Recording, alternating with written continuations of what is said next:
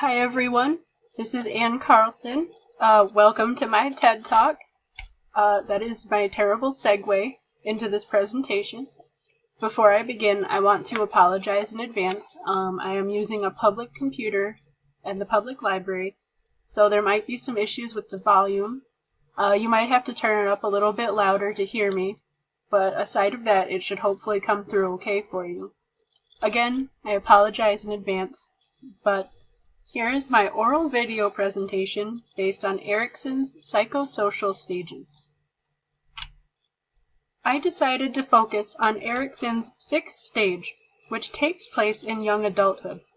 It is the stage of life where individuals learn to be in relationships without sacrificing their own identities.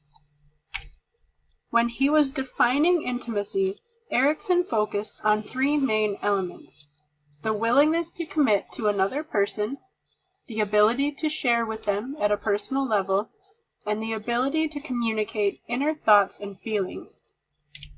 Research supports these markers, with a 2009 study suggesting three main factors of importance: behavioral and physical intimacy, which is bodily contact with another individual, as well as awareness of one's own bodily responses, such as blushing, or feeling butterflies in your stomach.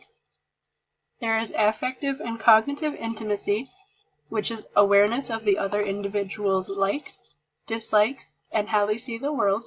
And romantic verbalization, which is the ability to communicate meaningful sentiments to another individual. It is worth noting that the affective and cognitive intimacy, or ACI, resembles Erikson's second element, the ability to share at a personal level, while the romantic verbalization, or RV, resembles Erikson's communicating inner thoughts and feelings. These elements offer a deeper understanding of the concept of intimacy and more insight into what is expected at this stage of life. However, it was not the main focus of my interviewee's young adulthood. Before I get fully into what I mean, I would like to tell you more about my interviewee. Deborah Letts is a 65-year-old white female. She is the daughter of Henry and Josephine Stockwell. She is a middle child with one older brother and one younger sister. She was born in Manton, Michigan, and she stayed local, graduating from Manton High School at the age of 18 and marrying a fellow classmate in the same year.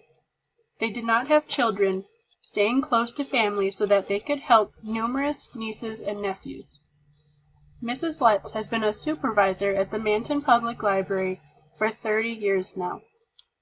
She has known me since I was a baby being brought into the library by my parents. She became my boss when I started volunteering at the library in the 5th grade, and she became my employer when I started working here part-time at the age of 16. When we spoke for the interview, one event stood out to her when I asked about young adulthood. When Mrs. Letts was around 29 or 30 years old, she suffered a nervous breakdown and had to begin seeing a psychiatrist. For context, in her earlier stages of life, in her childhood and adolescent years, she described feeling as if she needed to be perfect. I quoted her saying, "Being the middle child of the family, I tried to make everything work for everyone else. I feel like my whole life I was taking care of everybody aside of myself." She also told me, "I was trying to live up to my father's expectations and be a role model for my little sister." In the time period in which she had her breakdown, there is a great deal of stigma surrounding mental health. The overall mindset was that you should be able to deal with your problems yourself. Mrs. Letts was very grateful that her family did not seem to fully embrace this stigma. Her parents and her sister were very supportive of her going through her psychiatry sessions. Her brother and husband were supportive as well, though they seemed a bit more uncomfortable with the situation. Mrs. Letts gave me an example, which was that her husband would make sure she got to every session, but he would not get out of the car and refuse to go in the building. He would often pick her up afterwards, instead of waiting for her. She did not feel comfortable telling anybody this until a couple of years ago, and now it is, in her mind, one of her greatest accomplishments. She is very proud of going to therapy and learning how to take everything on and be her own person, and she credits her psychiatrist with saving her and changing her life. She told me that she couldn't imagine what her life would have turned out like without his help.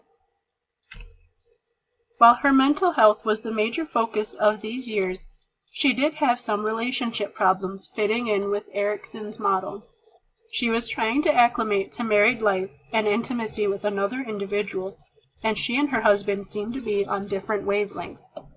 She was trying to learn how to be a wife and a housekeeper, while he would often spend time out with friends, partying late into the night.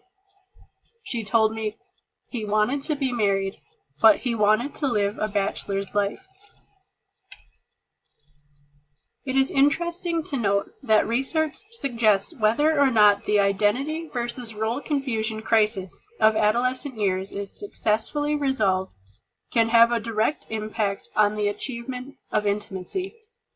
Mrs. Letz's lack of identity could have contributed to the struggles of her young adulthood, as she described her identity of her adolescent years being only a helper to her family and her siblings.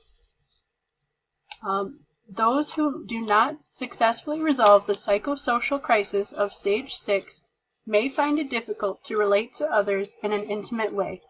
They may also experience difficulties in maintaining a sense of self in relationships.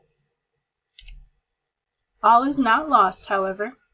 Low intimacy in the college years and young adulthood is not necessarily a predictor of divorce in midlife. This certainly seems to be the case for Mrs. Letz, who has now been happily married to Rocky for upwards of 40 years. This 2008 study had an interesting finding, suggesting that women are more likely to take on responsibility for intimacy in accordance to gender norms. Females are more expected to express emotion, and it is more accepted for them to do so when compared to men. This added responsibility in the relationship to a person who already struggled with trying to be perfect may have been too much for her to handle. Mrs. Letz was fortunate enough that she did not face problems related to race or ethnicity. Manton, Michigan is a small town with very little diversity. As a white female, Mrs. Letz was a part of the majority. She was also very fortunate to be a part of the middle class. Small towns have a unique dynamic where some of the families there have been there since the town's very beginnings. This gives certain families a good deal of prestige and influence, and one of these families was the Stockwells. Mrs. Letz's father was the town mayor, and both of her parents were well-known and respected figures in the church and community. This sort of influence no doubt helped her when she was seeking help for her mental health struggles. When I asked her if she faced any sort of oppression, she told me that aside of the potential backlash of seeking psychiatric help, the only time she felt somewhat alienated was in high school, where she felt she wasn't a normal teenager. She told me, "I was a homebody then. I didn't go to parties or do drugs. I just spent time with my family." She also told me, "I was on friendly terms with most people. I didn't exactly have a group." Manton, as I said before, is a small town community, where everyone knew each other and most were on friendly terms. Families stayed close to each other, buying houses or plots of land close to home.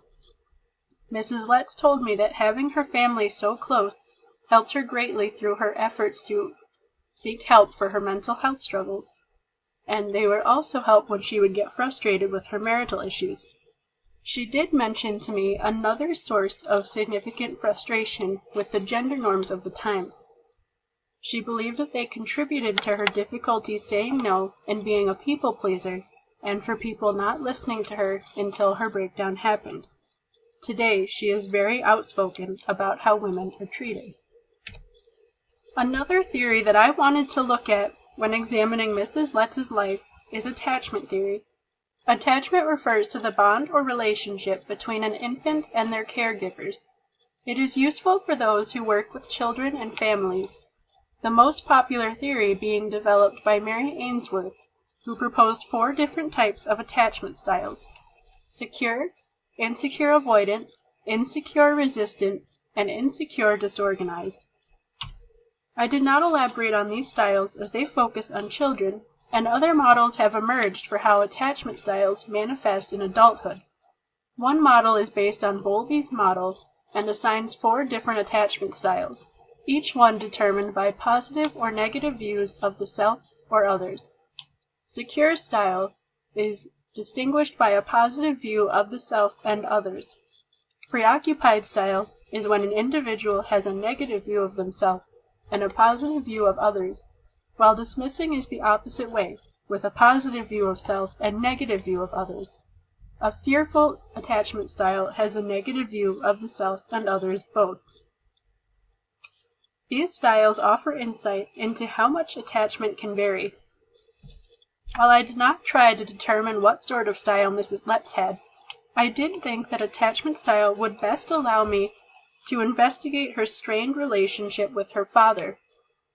Mentioned earlier in this PowerPoint, and also mentioned to me numerous times in the interview, Mrs. Letts had a somewhat strained relationship with her father. She told me many times, "I know he loved me dearly," but she also expressed, "My dad was hard on me. He wanted the best for me, but it was hard to live up to his expectations. You couldn't joke with him or have fun. When he played games, he played to win." She also told me, "He wouldn't let me wear makeup or pierce my ears. I pierced my ears after I was married, and he still got furious." While she had all the resources she needed, and she told me she never wanted for anything, this need to earn her father's approval could have contributed to her anxiety, as well as her troubles in maintaining a healthy relationship in the beginning of her marriage. It also could have contributed to her adolescent years, where she described herself as not really having a group or any deep, meaningful friendships, just people that she would spend more time with than others. There are some limitations when viewing Mrs. Letts' life through the attachment theory lens. She mentioned in the interview that there was some genetic predisposition to anxiety found in her family. Her paternal aunt and her maternal grandmother both seemed to express the same sort of anxiety problems that Mrs. Letts had, with one of them having to be sent to a psychiatric ward for a short amount of time. This makes it questionable how much attachment may have played a role. Another thing is that it ignores resilience factors. A major factor of resilience is when a child growing up has a positive role model in their life aside of the primary caregiver with the strained relationship. Her relationship with her father was strained, but she had a very strong relationship with her mother, and she had a very strong relationship with her grandparents on both sides of her family. Again, this kind of makes it questionable how much attachment may have played a role. In conclusion, one of the most interesting things I found was that Mrs. Letts' intimacy stage seemed to be less focused on living with another individual and more focused on crafting her own identity, something which should have been focused on in her adolescent years. This kind of gray area made me debate for a while as to which stage I really wanted to focus on for this interview and this presentation. I'm really glad that I picked the intimacy stage, though, and focus on her young adult years. It was interesting to learn all of this about her, and you could tell through the interview that she felt very strongly about, how this defining moment helped make her who she was, and how it really changed her life and turned it around. She told me that now she's more assertive and she's not afraid to express her own wants and needs. And though she still struggles from day to day sometimes, it's nowhere near as bad, and now she has the tools for handling it. And it's very, very interesting. She also showed me a scrapbook of her younger years and her young adulthood, and she was telling me that in her desire to be perfect, she would do 500 crunches every morning and night.